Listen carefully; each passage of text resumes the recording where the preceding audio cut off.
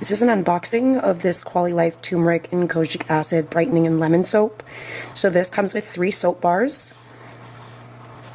And here's the instructions. These are nice and thick, so it looks like they're going to last a long time as well. Can't wait to try these out. So you wet your skin with water and then gently rub in a circular motion with the soap to create a foam, and then apply the foam all over your skin. Massage for 20 to 30 seconds, rinse immediately with clean water. And this is safe for both your body and your face, which is great. It's made from natural oils, no SLS, no parabens, and it's sustainably sourced, which is super important to me. So here I am going to open it up. Comes with this netting here.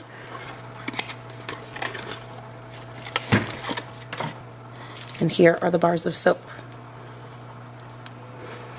Wow, they smell absolutely amazing. Very clean, very fresh scent, not overpowering. Really amazing